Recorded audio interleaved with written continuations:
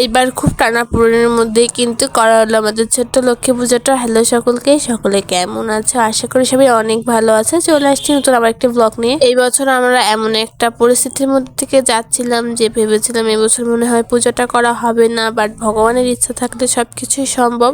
তো আমাদেরও কিন্তু সেই লাস্ট টাইমে যে সবকিছুই জোগাড় হয়ে গিয়েছিল। প্রতি বছরের মতো এই বছরে কিন্তু খুব সুন্দর করে লক্ষ্মী পুজোটা আমরা করলাম। এবছর কিন্তু মায়ের শরীরটা অনেক খারাপ ছিল, তার জন্যই কিন্তু মা এবার পুজো করতে চাচ্ছিল না। তো দেখো লাস্ট মোমেন্টে কিন্তু ঠিকই আমাদের পূজার জোগাড়টা হয়ে গিয়েছে। মাকে কিন্তু সব কাজেই আমি হেল্প করতেছিলাম। এদিকে দেখো দুপুর থেকে কিন্তু আমাদের আয়োজন শুরু হয়ে গিয়েছে, কারণ লক্ষ্মী পুজোর আয়োজন তো আর চারটিখানি কথা না। ঠিক টাইমে একটু তাড়াতাড়ি গিয়েছিল, যেহেতু অনেক কাজ সবকিছু একটু একটু করেই শেষ করতে হচ্ছে। আমাদের কিন্তু পুজোর টাইমটা ছিল একেবারে সন্ধ্যার সময়, কাল সন্ধ্যায়।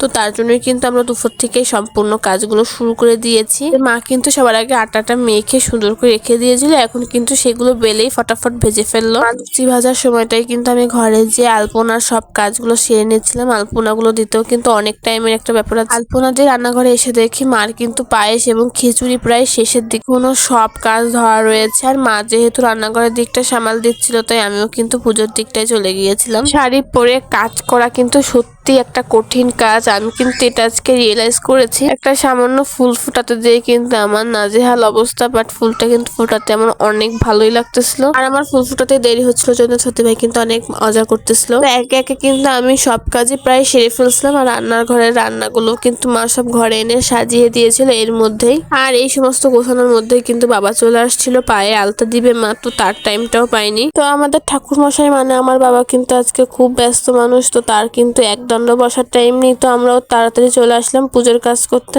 তো আমাদের পুজো কিন্তু শুরু হয়ে গিয়েছিল। আর এখন কিন্তু পুরো সন্ধ্যার টাইম, সব জায়গায় কিন্তু পুজো হচ্ছিল। পুজোর আগে যে সবকিছু গোছগাছ করে উঠতে পারছে এটাই বড় একটা ব্যাপার, কারণ আলপিনা শুকোচ্ছিলই না, তার জন্য কিন্তু সামনে কিছু সাজাতেও পারতেছিলাম না। আমাদের কিন্তু এমন কখনোই হয়নি যে আমাদের গুছানো হয়নি বলে বাবা ফেরত গেছে। আমাদের কিন্তু সবসময় টাইমের আগেই আমরা সবসময় গুছিয়ে রাখি। তো দুপুরের থেকে কাজ করা শুরু করলেও কিন্তু সন্ধ্যা পর্যন্ত আমাদের কাজ শেষ করতে অনেক কষ্ট হয়েছে।